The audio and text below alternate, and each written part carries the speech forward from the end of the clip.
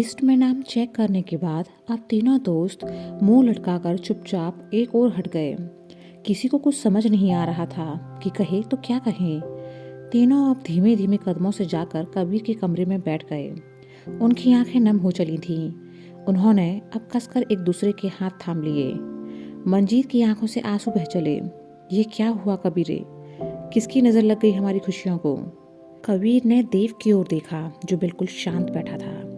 देव तू परेशान मत हो, हमारी दोस्ती कभी कमजोर नहीं पड़ सकती। हम हमेशा ऐसे ही अच्छे दोस्त रहेंगे, चाहे दूरियां कितनी भी ज्यादा क्यों ना हो। देव ने नम आंखों से कबीर की ओर देखा। कैसे रहूंगा इतनी दूर तुम सबके बिना? वहां कोई भी तो नहीं होगा मेरा अपना, ना तू, ना मंजीत, ना मौली। यह सुनकर कबीर उदास हो गया। देव उसे उदास से छिल्ला कर बोला, किस्मत तो देखो मेरी, इतनी दूर फेंक दिया मुझे अकेले, और तुम दोनों का भी ट्रांसफर हुआ, वह भी एक साथ। मेरी जगह मंजीत को क्यों नहीं भेजा? अभी ये मंजीत पक्का मेरा ना होने का फायदा उठाएगा।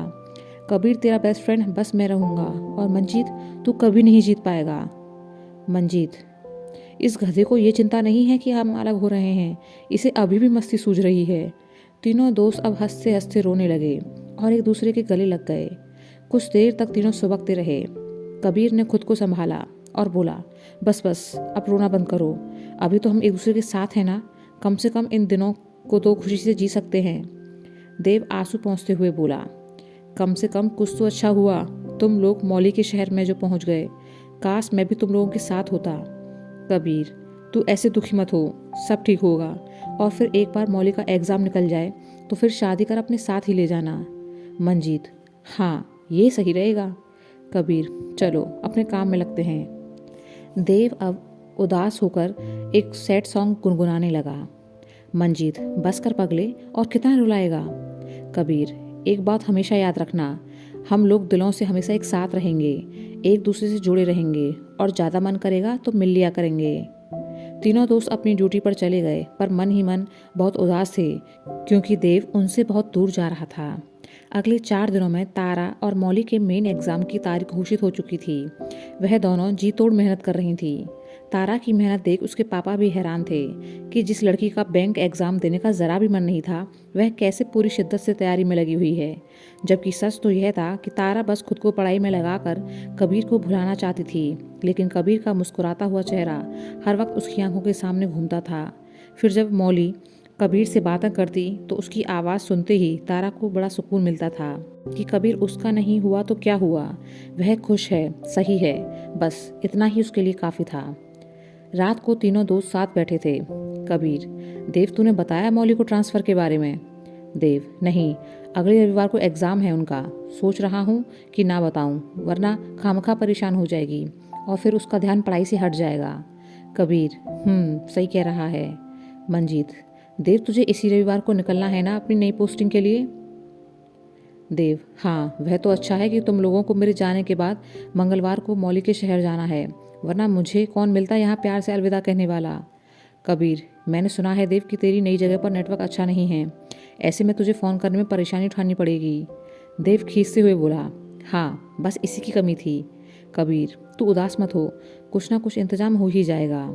देव, अच्छा सुन कबीर, तू मेरी मौली का पूरा ध्यान रखना, उसे कभी अकेले मत पड़ने देना। मैं तो बहुत दूर जा रहा हूँ, लेकिन कम से कम इस सुकून से तो हूँ कि तू है उसका ध्यान रखने को, और तेरा ध्यान रखने के लिए तो मंजीत है ही। मंजीत, हाँ लेकिन मैं सोच रहा हूँ कि मौका अच्छा है तो फ़ायदा उठा लिया जाए। देख लेना, कबीर को छीन लूंगा एक दिन तुझसे। देव, दिखा दिया ना अपना असली रंग तूने, तू तो खुश हो रहा होगा ना इस ट्रांसफ़र से? मंजीत, खुश? मैं तो बहुत खुश हूँ, झूम कर नाचना चाहता हूँ कि मेरे रास्ते से देव नाम का कांटा हमेशा के लिए हट गया। देव, रुक अभी बताता हूँ तुझे। कहते हुए वो मंजीत को मारने लगा तो मंजीत उससे बचने के लिए भाग पड़ा। कबीर मुस्कुराता हुआ उन्हें देख रहा था कि पता नहीं फिर यह सब कब देखने को मिलेगा। दोनों दोस्त अब हाफते हुए वापस कबीर के अगल बगल में आकर बैठे और उसके कंधों पर सिर टिकाकर सुस्ताने लगे। कबीर, हो गया या कुछ और बाकी है? मंजीत, आज के लिए इतना ही काफ़ी है, अभी तो नींद आ रही है। तीनों दोस्त उठकर अपने कमरे में चले गए। आधी रात को देव मौली से बातें कर सोने लगा।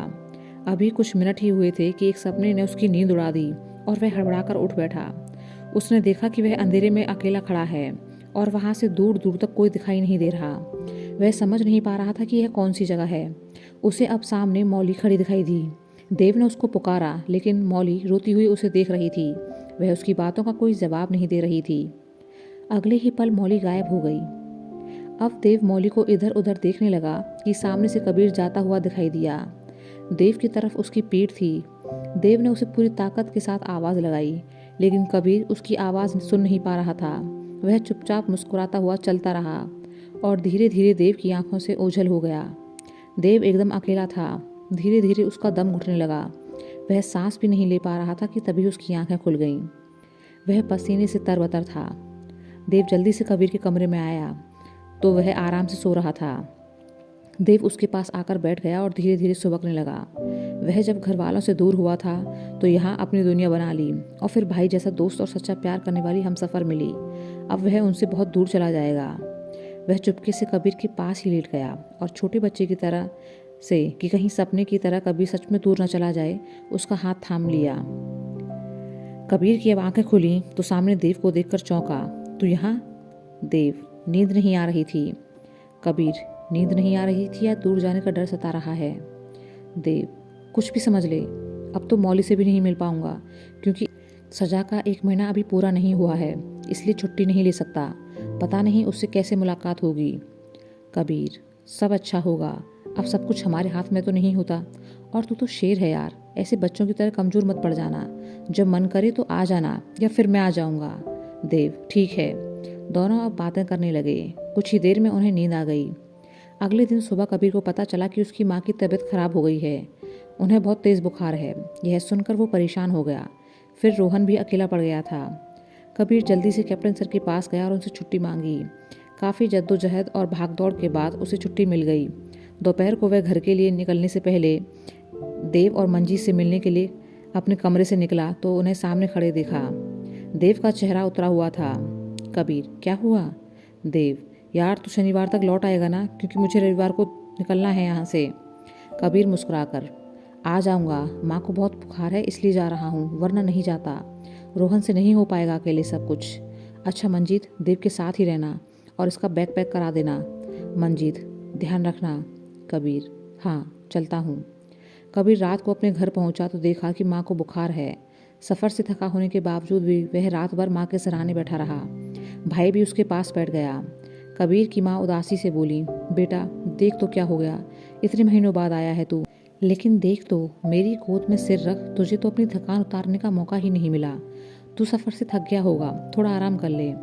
कबीर हंसते हुए: तो क्या हो गया, इस बार ही तो मैं आपकी गोद में सिर रख कर आराम नहीं कर पाया। इस बार नहीं सोया तो कौन सा गजब हो गया। राधा माँ: पर तू आराम तो कर ले थोड़ा। कबीर: नहीं, पहले सुबह आपको जल्दी से हॉस्पिटल लेकर चलना है। जब आप ठीक हो जाएंगी तब करूँगा आराम। राधा माँ: जैसा तू ठीक समझे। रोहन: वाह भाई, मैंने भी बहुत कहा माँ से हॉस्पिटल के लिए, पर ये मानती ही नहीं थी। पर देखो अब आपकी बात कैसे चुपचाप मान ली। कबीर हंसकर बोला: क्यों नहीं मानेंगी, मैं इनका लाडला जो हूँ, और ऊपर से आर्मी वाला भी। अगर मेरी नहीं सुनेंगी तो सीधा जेल में डलवा दूंगा। तीनों हंस पड़े। अगले दिन रोहन को कॉलेज के लिए भेज कबीर माँ को हॉस्पिटल लेकर गया। रोहन ने साथ चलने की जिद की थी, लेकिन कबीर ने उसे साफ मना कर दिया कि बड़े भाई के होते हुए तुझे टेंशन लेने की ज़रूरत नहीं है, मैं हूँ माँ के पास। कॉलेज ख़त्म कर हॉस्पिटल आ जाना। हॉस्पिटल में जांच के बाद पता चला कि माँ की प्लेट्स कम हो गई हैं, जिसकी वजह से शरीर में थकान, सांस लेने की परेशानी जैसी समस्या भी हो रही थी। डॉक्टर ने उन्हें शनिवार शाम डिस्चार्ज करने को डिसाइड किया तो कबीर परेशान हो गया कि शनिवार को वह वापस कैंट नहीं पहुंचा तो देव तो रविवार दोपहर ही निकल जाएगा। फिर वह देव से पता नहीं कब मिल पाएगा, पर माँ को भी नहीं छोड़ सकता। कबीर ने दोनों दोस्तों को फ़ोन मिलाया, पर नेटवर्क की परेशानी की वजह से किसी का भी फ़ोन नहीं लगा। माँ ने कहा भी, लेकिन कबीर नहीं माना। वह माँ को ऐसे अकेले छोड़ने को राजी नहीं हुआ। देव बहुत ही बेसब्री से कबीर के वापस आने का इंतज़ार कर रहा था। उसने मौली को भी बताया कबीर के बारे में। मौली ने भी देव को समझाया कि आ जाएगा, नेटवर्क की परेशानी होगी इसलिए फ़ोन नहीं कर पा रहा होगा। मौली अंदर ही अंदर थोड़ा परेशान हो गई कि ऐसी क्या बात है कि देव कबीर से मिलने के लिए एक दिन का इंतज़ार भी नहीं कर पा रहा है। शनिवार की सुबह से ही देव कबीर के आने की खुशी में बहुत उतावला था कि आज तो उसका भाई जिगरी यार आ ही जाएगा। इस एक दिन तीनों मिलकर बहुत मस्ती करेंगे। उधर कबीर परेशान था कि देव उसका इंतज़ार कर रहा होगा। शाम को माँ को हॉस्पिटल से छुट्टी मिल गई तो कबीर माँ को घर लाया। उसने माँ के पास बैठकर ढेर सारी बातें की। 2-3 दिन का थका होने की वजह से उसे कब नींद आ गई पता ही नहीं चला। देव, मंजीत कबीर का रास्ता देखते देखते थक गए। मंजीत, ऐसा तो कभी नहीं हुआ है कि कबीर समय से ना पहुंचा हो। जरूर कोई बात होगी, फिर उसका फ़ोन भी तो नहीं लग रहा। देव गुस्से में, उसे कोई फ़र्क नहीं पड़ता हमसे। मैं कल चला जाऊंगा, बस जाने से पहले उसे एक बार देखना चाहता था, क्योंकि पता नहीं अगली बार कब मिलेंगे। वह नाराज सा अपने कमरे में चला गया। आधी रात को अब कबीर की आंखें खुली तो वह उठ बैठा। उसे याद आया कि देव ने उसे जल्दी आने को कहा था। वह फटाफट से तैयार हुआ और माँ को जगाकर उनसे अपने जाने की बात बता वहाँ से निकल गया। अगले दिन दोपहर को देव ने सारा सामान पैक कर लिया था। वह बस एक बार कबीर से मिलना चाहता था, पर उसकी कोई खबर नहीं थी। कबीर बस में बैठा बार बार घड़ी की ओर देख रहा था। 12 बज चुके थे। देव का कैंट से निकलने का टाइम 1 बजे का था। कबीर देव के निकलने से पहले हर हाल में कैंट में पहुंचना चाहता था। मंजीत रह रहकर देव को हिम्मत बता रहा था कि कबीर आ जाएगा, या हो सकता है कि उसकी माँ की तबीयत अभी सही नहीं हुई हो। देव ने अपना सामान आर्मी वाली गाड़ियों में रख दिया। उसने टाइम देखा, 12:30 बज रहे थे, पर कबीर अभी भी नज़र नहीं आ रहा था। उधर कबीर की जान में जान आई कैंट पहुंचकर। अभी भी 20 मिनट थे देव के जाने में। वह जल्दी से आगे बढ़ा। उसे कुछ समझ नहीं आ रहा था कि देव कहाँ है।